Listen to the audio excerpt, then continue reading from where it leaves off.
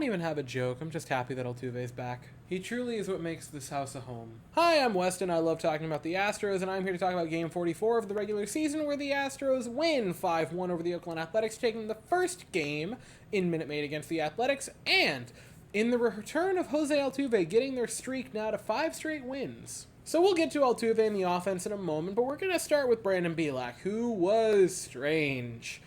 5 innings of work. That's pretty solid out of your 8th starter. I can't reiterate that enough times. The 5 hits and 3 walks weren't great.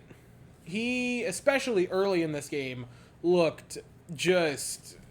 I was waiting for the penny to drop in that first inning. Really, the first few innings. I just thought any second now, he is going to implode, and this is going to go south real quick. But overall, I thought he actually had a good night. The 5 innings of work, only 4 hard hit balls. He got 9 strikeouts in 5 innings of work, almost 2 an inning, and had 17 swings and misses. Again, out of a starting pitcher who absolutely you did not think was ever going to see time in the rotation this year, to be giving you quality starts. That's a couple in a row for Brandon Bielak. He's not tearing the doors off anything. He's not going out there and being an ace.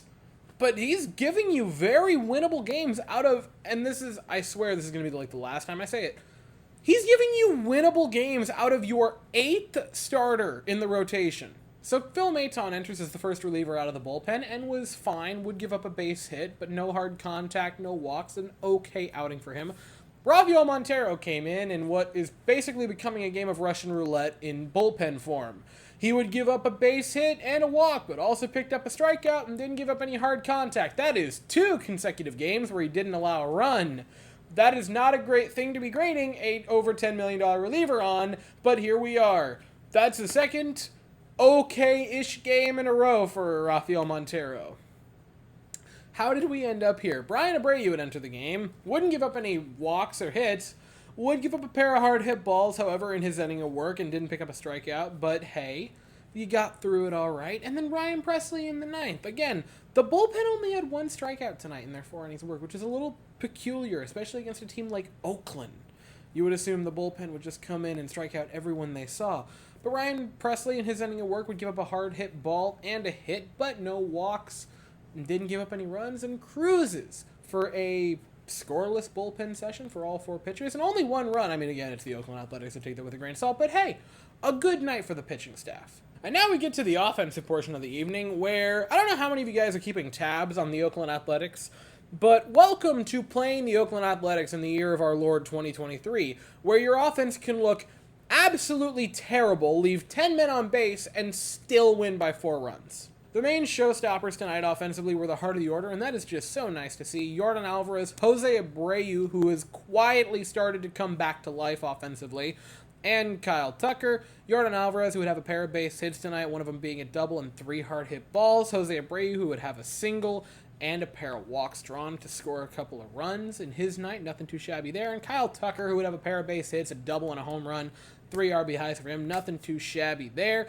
And Jake Myers would also have a pair of base hits in this game. And Martin Maldonado had a base hit and, man, just so close to what might have been 3 RBIs, but just a fantastic play by Blade in left field to rob him of extra bases and rob the Astros of a few more runs. And ironically, the biggest story for the Astros offense tonight was the man who went 0 for 4.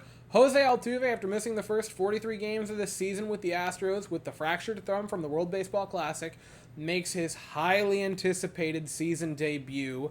And, okay, the 0 for 4 doesn't look great. He did draw a walk. That's pretty solid. I'm going to say this. It wasn't terrible. Like, he attacked the first pitch of the night. Everyone saw that coming. Everyone knew off the gun that he was going to swing at the first pitch. I'm not shocked whatsoever. He was making contact, and that's what I will say is a positive. He put everything in play. This wasn't that he went up there and struck out 3 times with 7 swings and misses in, 4 at-bats. It wasn't that.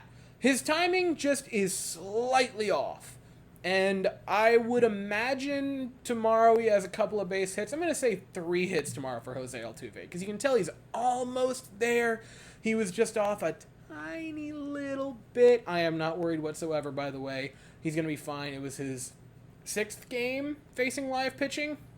I believe he had 5 games of rehab starts in AAA and AA. So it's his 6th game since fracturing his thumb. I'm not concerned. He's going to be just fine. And getting Altuve back is a lot more than just getting a hitter back in the lineup. It is what many people have more or less called the true start to the season. The goal for the Astros, once Altuve went down with the injury, was no longer come into the season red hot. It was stay alive and just tread water until you get your heart and soul back.